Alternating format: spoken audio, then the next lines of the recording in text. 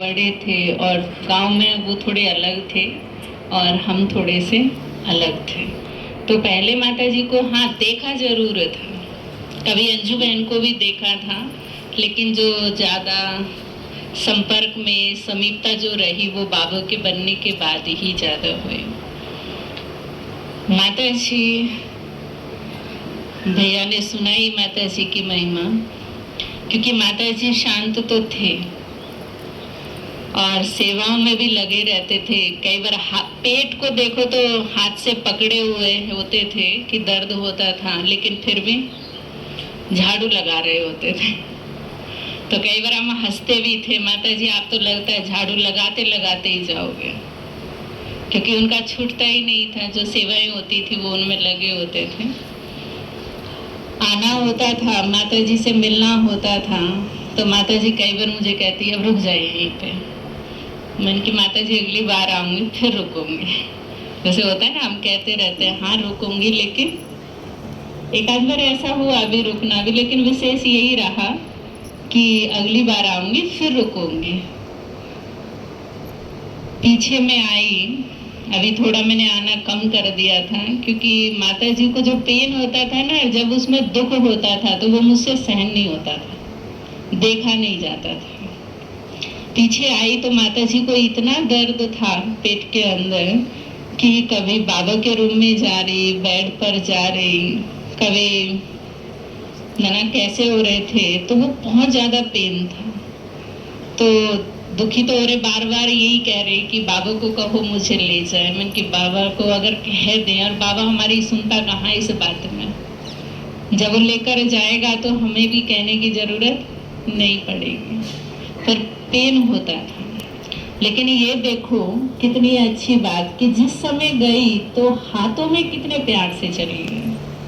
चाहे भले ही पेन था, क्योंकि कोई ना कोई तो कारण बनता ही है।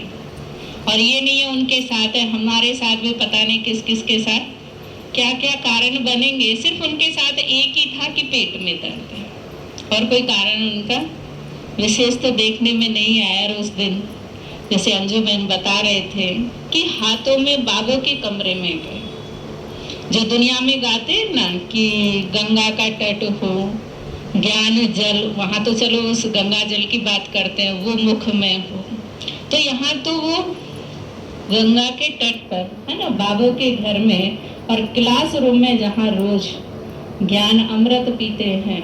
बाबा को देखते देखते बड़े प्यार से आंखें बंद की।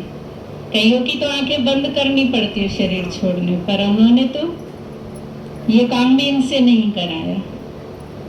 अंजू बहन से आंखें बंद की और बाबा के पास चली गई।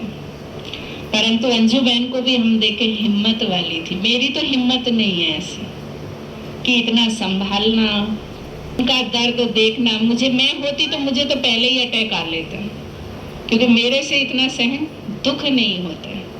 पर इन्होंने एक बेटा बन करके उनकी सेवा भी की, लेकिन उन्होंने ज्यादा सेवा की कि अंत समय भी, उस दिन भी जैसे बता रहे थे कि उस दिन में सिटी स्कैन कराने के लिए गए, डॉक्टर को गए, जब वापस आए तो गाड़ी से भी अपना सामान खुद उतार रही थी कि मैं इतना बोझ या इतना अपनी सेवा में किसी से ना कराऊं। और अंत तक उन्होंने सेवाएं नहीं ली, दी है बाबा के घर में बाबा को, और सेवाएं करते करते हैं है ना, हाथों में वो आत्मा बाबा के पास चली गई। तो आगे जब उनका अंत समय सुहेला है तो भविष्य, उसमें तो कोई दो राय नहीं है कि उनका भविष्य कैसा होगा। वो तो और भी अति सुंदर होगा। दुनिया सोचती है कि अंत समय जब आए, कई बार बोलते हैं, हम माताएं को सुनते हैं, भाइयों का भी सुनते हैं, बस हमारी एक इच्छा है कि जब शरीर छूटे ना, बाबा के घर में छूटे। लेकिन वो आत्मा का तो है ना, गई बाबा के घर में। तो हमारी तो उनके प्रति यही सच्ची श्रद्धांजलि है कि कहें तो क्या कि आगे अच्छे घर में जाएं। वो अच्छे घर में जा चुकी हैं, लेकिन उनके जो स्नेह या उनके अंदर जो शांति थी और खुश रहती थी, दर्द जैसे ही हल्का सा कम हुआ तो उसमें ही उनका चेहरा फिर खिल हो जाता था। तो उनसे हम भी यही सीखे कि बातें आती है, परिस्थितियाँ आती है, दुख दर्द शरीर के साथ आते हैं, लेकिन अपनी अवस्था और बाबा को हम ना छोड़ें। ओम शांति।